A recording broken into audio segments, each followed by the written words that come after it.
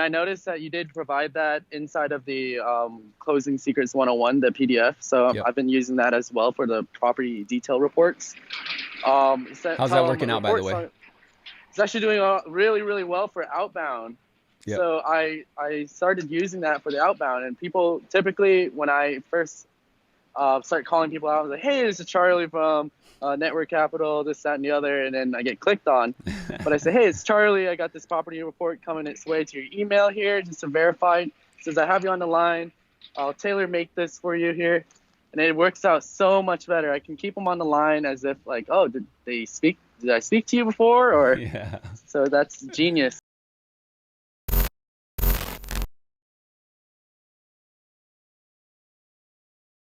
So what I recently have been facing is a lot of the clients that we've been getting in, they actually inquire with a survey. So they fill something out, maybe through the VA or something about some potential savings. But How do they find the most of the survey? clients, um, I'm not even entirely sure. I never actually went throughout to ask them that, but I get a lot of calls saying that they were clicking around, the usual stuff, Yep. right? So they say, yeah, I'm not really in the market. And I get transferred over these calls that are, they have their guard up. I'm Yep. just wondering, how do I face that? What should I say? Should I, I try not to argue with him. I agree with him first, right? Because I understand how it is. But how would I overcome that situation to where someone says, I just filled something out on a survey, wasn't really looking to refinance them, like whatever the interest rate is, a 4%, 3.25%. And the first thing I tell them is I kind of ask them about their situation and see where they're at to see if I can even help them out to begin with, Yep. right? Whether they are more focused on retirement or if they need some savings, more cash flow, or even if they want to, remodel the house in any aspect, right? So I Yeah. try to pick at them, and the more I speak to them, I notice that I can't overcome the fact that they don't want to talk to me and they're trying to get off the phone with me. Right. What would you do in that situation? Yeah, so I think what's important to first find out as soon as you can is number one is where do they typically find this survey, and what Okay. questions are on the survey, because I think Okay. it really starts from kind of looking at it through the consumer's point of view, and Hmm. then you can kind of mold your message accordingly. And so let's just say that we have Jim, right? And Jim's like on Zillow pulling comps on his house or whatever. Is it refi or purchase? A refinance. Okay, cool. So let's just say Jim was like on whatever website, a little banner ad pops up and it says, take a survey. And so if that survey talks about, debt consolidation, home improvements, and he's kind of going through that rabbit hole, and then it gets connected to you. Are Hmm. you guys are ultimately outbounding him and calling him because he has a point of interest, right? And so Right. depending on how your conversation starts is really going to determine and kind of engage on how, or I'm sorry, like kind of set the momentum of that conversation. And so like if you already, what you have as an advantage is you already kind of know their defense side, right? Like, oh no, I'm not even ready, why are you guys calling me or whatever, right? You're kind of catching them off guard. And so the opening is going to be it has to be very clean. Kind of like what's outlined in Closing Secrets 101. You use that method of just saying, hey, we're actually just going to be sending out a courtesy report for you. You can call it courtesy analysis. And Hmm. all it's going to do is just ensure that you have the right information, because the internet can give you just such a wide range of very generic information. And since we have such a huge presence in Orange County, Riverside County, or whatever county that they're in, depending on how much information you get, how much info do you get? Is it just their name and number? Yeah, so with my type of transfers here, I get their zip code and their name and their phone number.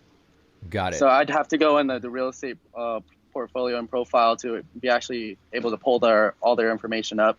Okay, cool. So work down a process to the point where it's copy paste the zip inside a county finder or whatever, and so you can immediately start picking up names. And then as you're kind of working through that opening intro, after it becomes so automated, you're doing other things like pulling up property profiles or what have you. Does that make sense? Right. So your Hmm. property profile report should be able to pull up by ownership. But then again, if you got like Jim Jones, like a very common name, you're going to pull up like 9 of them, right? So Right. I think that it comes, what's wild is I've never heard of that type of inquiry. It's more or less like, gotcha, motherfucker. It's Yeah. just like sneaking up on them. And if it told you things like they were clicking on, depending on the survey, if they were clicking on information about like cash out, or if they were clicking on information about lowering their term or shortening their term, it might be able to give you a little bit of a wider direction. But even if it doesn't, then you can creatively put it inside of your conversation. So it can Hmm. be part of your opening, right? So like if let's just say, I was calling you, right? And so like you did the survey and you were completely unexpected. Are you the only one replying back, or is it multiple people calling them in the background now? I believe it's multiple people calling them. So it's the So same. Yeah, it's it's like that a lending multiple tree. lead source.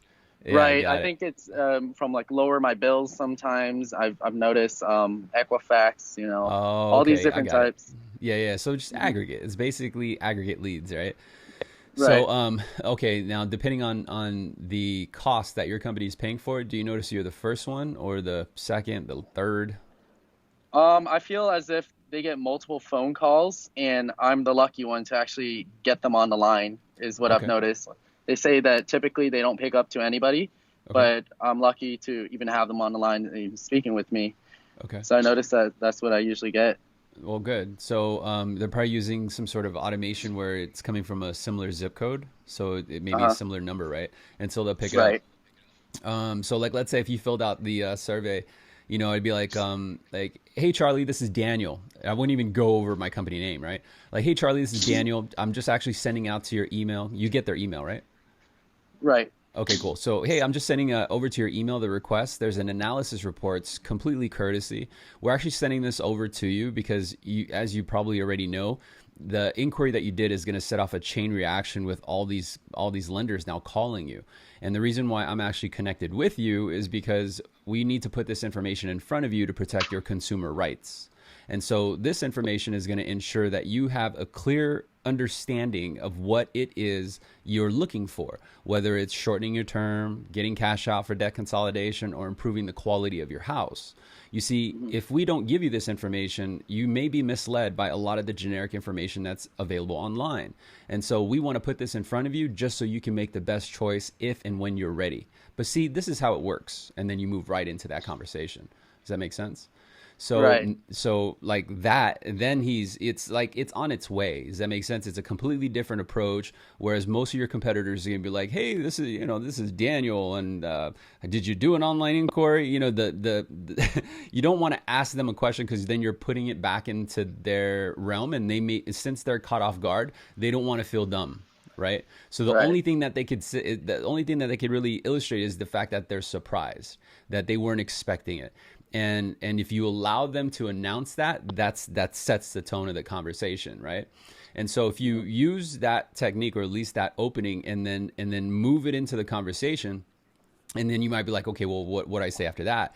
Well, what you say after that is all I'm going to do is just go ahead and tailor it for you so that it's worth your time in reviewing. Let me confirm. Is this for shortening your term or maximizing your savings? Just those two questions will pivot in the direction you need to go, right? So you're Right. going to need to know if he's all, I'm looking for monthly savings. Got it. Let me go ahead and put that information together for you. It'll just take a second. It's going to be inside your inbox in just a few minutes. And so now you're making him think, okay, it's on its way, but you're actually digging in with more information, right? And say, okay, cool. Right. So with regards to the monthly savings, what do you intend to use it for? Is it going to be maybe towards towards credit card debt, or are you going to use the saving towards rebuilding your house, or Hmm. improving your 401k retirement contribution, whatever direction you want to go? And then they're going to tell you more, right? And so all you're doing is just extracting more and more leverage just to keep him in the line with you. And then as you can hear other phone blowing up, or if he makes any comments with the phones blowing up, you just say, hey, no worries. That's the whole reason why I'm even contacting you, is to protect you from those guys. Wow. Okay. Oh, yeah. You see what I'm saying? Yeah, that's a very good perspective to look at there. Gosh. Yeah. Yeah, yeah. So if you change their perception of how they view your call by controlling their perception, you're going to get more Mhm. compliance. And then you'll find that you can actually like guide them your way a little bit easier, right? So they'll follow you, Right. they'll comply with you. And it's always dropping the subtle clues because we're empathetic and we understand that they weren't even expecting the call to begin with. That, Mm-hmm. oh yeah, no worries, it's actually on its way. But before I send it, let me just confirm.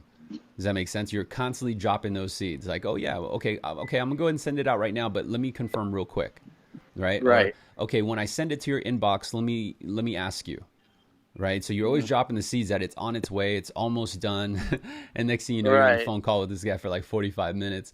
And then you work it up, and you got to get enough leverage to, because they weren't expecting you to begin with. Like most aggregate leads, you have to capture as much leverage and then announce it, right? And say, you know what, I got an idea. Because you're looking to debt consolidation, maximize your monthly savings, do this, do that, do that.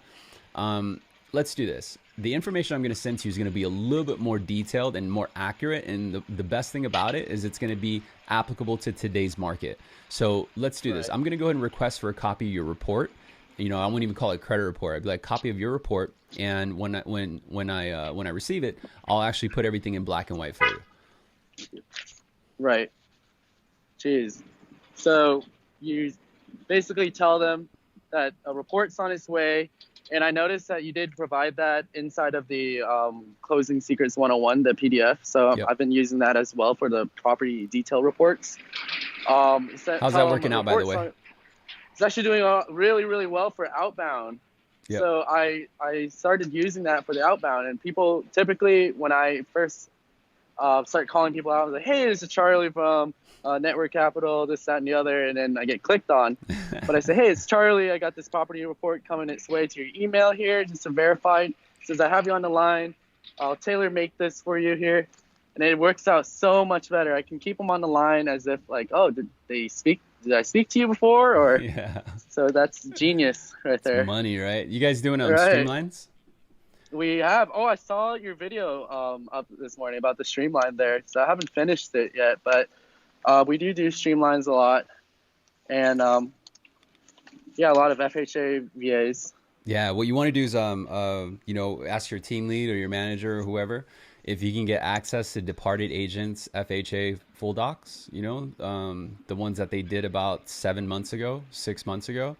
And because those are going to be perfect for streamlines, you're going to ramp up your business real quick by using that exact method that I outlined in that video, and kind of just the methods that I outline in Closing Secrets.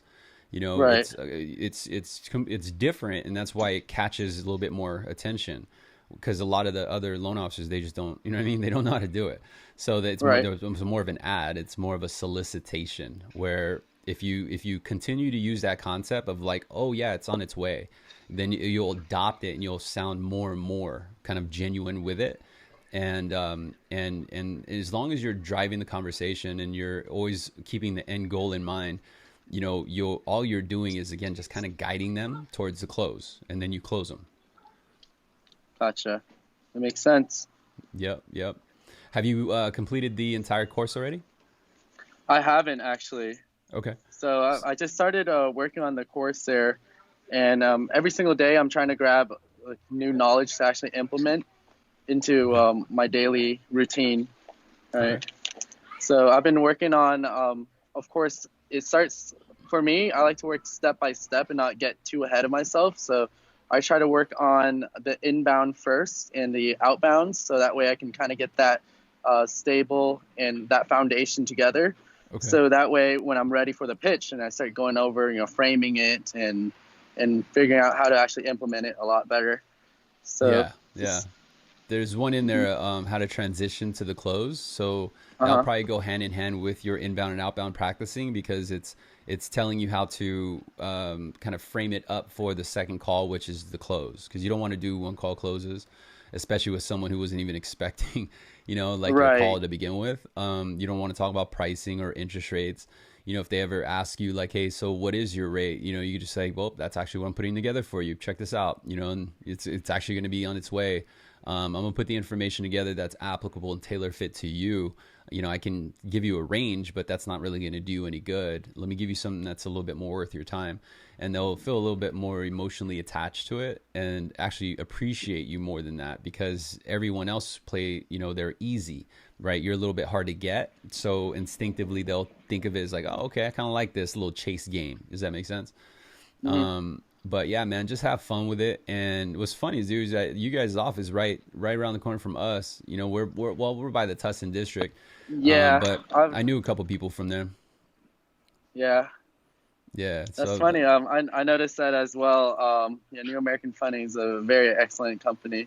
yeah, Yeah, yeah. I saw We that. got a pretty big presence. So, if anything, man, you're always more welcome to send me over any messages. Feel free to send me over an email. At any time with things that you don't find within the course, right? And do me one solid and just help me promote the brand, bro. Just like promote it to the Absolutely. homies and anyone on your team, and let them know that if they invest in the course too, they can also make it easier for themselves. Right. No, I appreciate that a lot. Yeah. You got any other But it's, questions? yeah. Um, yeah, I wrote down some of them here. What about okay, does that correlate to the same people that say that they're absolutely not in the market and they don't want to hear anything? Because I noticed that I get a lot of transfers because these call center agents, and I don't blame them there, but they're fairly new, so they just send over anybody Yeah. They're without trying actually to get their verifying that points. Yeah. yeah, they're trying to get their points in. But my thing is that I just need a warm body to talk to. So I don't really mind if they're interested or not. I just want to figure out how can I get them to be interested? How do I get them to be motivated and capture their attention, when Yeah. they absolutely don't want to be sold, right? Yep. Yep. That's just it. They don't want to be sold. And so Okay. what they're trying to do is defend themselves, and that's their defense mechanism, saying I'm not in the market. I don't want to do this. I don't want to do that. So you got to just kind of be a little bit creative and adapt to that same message and say, yeah, absolutely, no worries. That's the whole entire reason why I'm sending you this report, is because if you're not ready, at least you should have some information to look at, just to be aware. Information is key, and because of technology, you can have information rather quickly. And so I'm going to send over this information, so when it does come time for you to make a decision, at least you're better prepared to make that decision. So when I send it over to you, let me just ask, did you want it to be tailored so it's maximizing savings, or to pay your house off sooner? And that's the key question, because it's going to tell you the direction of the conversation, right? And so if they're like, oh, well, I'm looking to pay off my house sooner. Okay, cool. So this guy probably isn't necessarily worried about debt. He's probably paying above and beyond his actual due payment.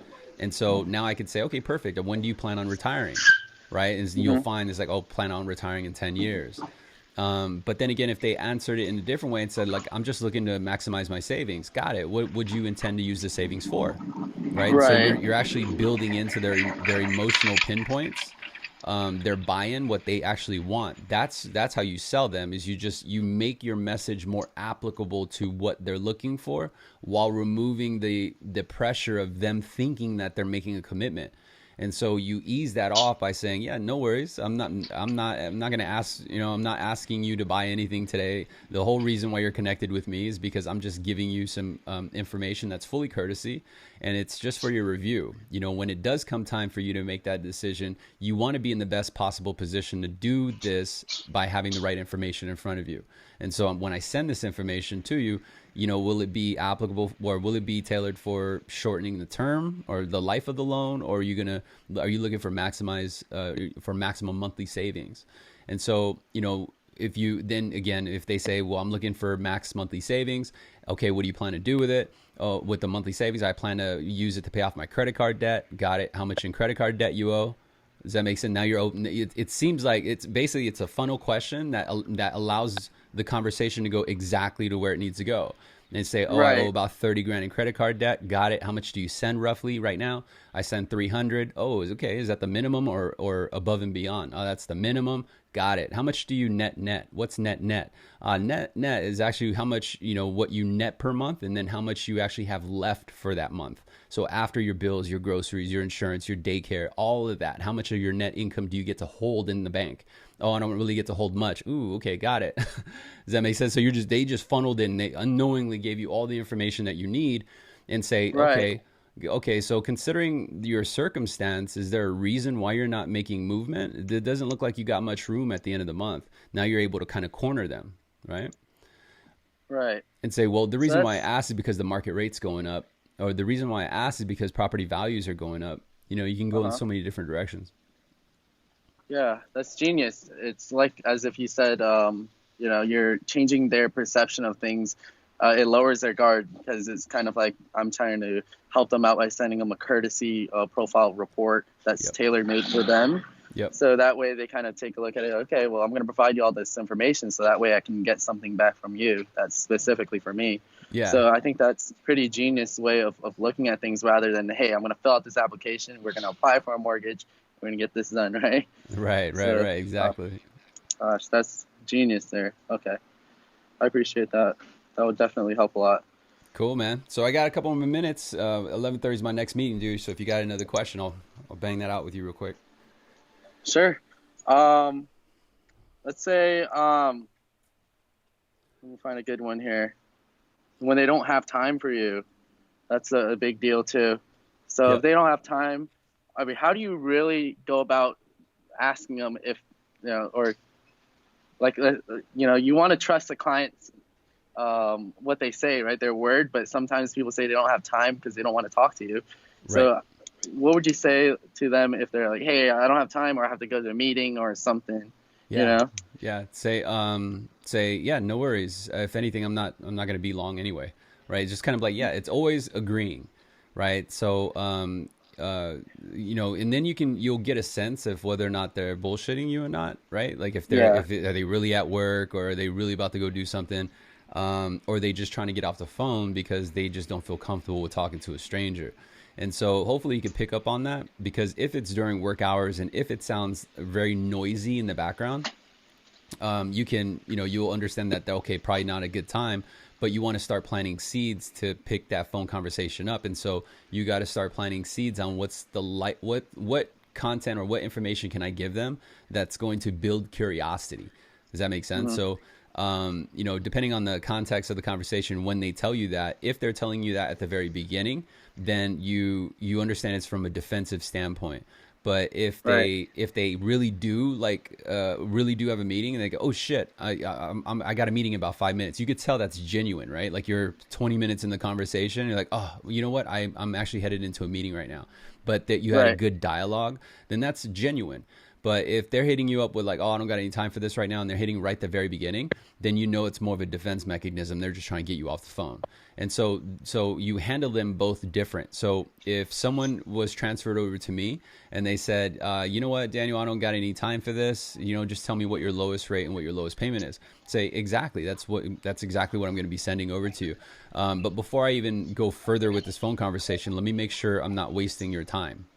Right now, I've dismantled their guard, and now I can start asking key questions that are going to trickle down into layers of their why, right? And so those questions again, like when I send this information out to you, is it going to be tailored towards lowering your total monthly payment, or are you looking to shorten the life of your loan to pay your house off faster? And then so it'll tell you which direction. And so Right. the reason why that's important is because you need to know where their views are. And then once you identify where their focus is, then you can hone in on that, and then they'll make the time for you. I gotcha. Make sense? That's a good one. Mm-hmm. Yep. So, but I guess to answer your question, those people who call over and just say, I don't really got time for this. Just record yourself, record that conversation with your technology if you can, and listen Mm-hmm. to it. Listen to the very beginning, because you're often getting that objection at the same exact time, right? It doesn't really happen too often, random times. It always happens after a specific time. And so after you listen to yourself, or you're recording of yourself, you're going to pick up that, oh, it's because this is how I open the conversation, or it's because I'm asking that question, or I'm framing it in this way. right? And Mm-hmm. you have to view it as if you were the consumer. And so then you'll understand what to critique.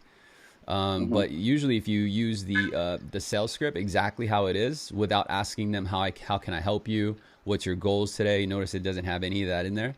It's just all Right. about driving it and just making sure we're saving them time, because everyone is always in a rush. Everyone's always going to say, I don't got time for this. So it's already kind of Right. addressed that objection before it even comes out. I see. Yeah, I got you on that. Do you have time for one last Yeah, question? let's do it. Okay, so everybody's problem here, and you probably covered it in one of your videos here, but I just wanted to know what you'd say if someone didn't feel comfortable providing their social over the phone. After you guys have built rapport, everything was great, but they just do this thing where they don't feel like, oh, I don't give my social or my personal information over the phone. Yep. Okay, so it just depends on when you ask that question. So it's just in that wording, right? If they say, I don't give my personal information over the phone, say, technically, Jim, you just told me all about your life. I know exactly how much money you make. Yeah. I know your address, right? Uh, So you can kind of go back at it like that, but in a nicer way. I think the way you ask the question. So like there are some agents that do the HMDA, right? That do the declarations, HMDA, like any bankruptcies, foreclosures. The reason why they say that is because they feel like they're giving commitment. Some people may reject you because they genuinely are concerned about the legitimacy of a company. But I've noticed that when you frame the conversation for that specific question, it's important that you ask it after you build the anticipation, right? So in other words, you hold the prize, like how can I put it? Like, you know what? I got a couple ideas, Charlie, based on the information that you shared with me. I think I can do A, B, and C, and A, B, and C is directly tied to what their whys are, what their goals are, right? Like, so based on what you shared with me, it looks like I can probably create enough monthly savings to wipe out those debts and help you start putting surplus and money in the bank. And also, I would imagine that these debts deteriorated your FICO. So I'm gonna actually help you and identify what negative comments are being put on there right now, and give you instructions that you could take so that you could remove them and boost up your FICO score. So let's do this first. I'm going to go ahead and put everything in writing, and I'll send it out to you into your email so you can look at everything in black and white. When I do this, what's your date of birth? Right? Blah, blah, blah. Okay, cool. And your social? Right? So I think that is because you painted up the picture, and now they want that one thing. They want the mhm. information on how to increase their FICO. They want to verify if there's comments. It's building the curiosity, and then you move in for the question. And so even if you get a little bit resistance, then say, okay, well, no worries. When you're looking for applicable information that's worth your time, that part would be needed. But if you want more if you want more general information, I'm more than happy to send you literature, but who has time for that? If you want Right. information that's worth your time, I can help you by doing this. So what do you want? All right. And kind of put it right back in their court. But I find oftentimes I never really get, turned down for social security numbers because the way I mount it up. So I Right. paint the picture of what they're going to get, but they got to give me this piece first, and then I'm going to send it right away. Ah, geez, that's a good one. Does that correlate to like not hurting their score too? Like, hey, I don't want to hurt my score. So what would you say for that? Yeah, say, well, the only real way you're going to hurt your score is if you have been applying for multiple type of accounts. So if you've been like pulling your credit score for credit cards or car loans and then a mortgage all within a month, then it hurts your FICO score. Otherwise, your FICO score is a representation of how well you manage your credit. Our entire conversation is helping you manage the largest piece of credit, which is your mortgage. So you would actually be hurting your FICO if you did not try and manage your mortgage by lowering the payment and getting an affordable payment to avoid missing a payment.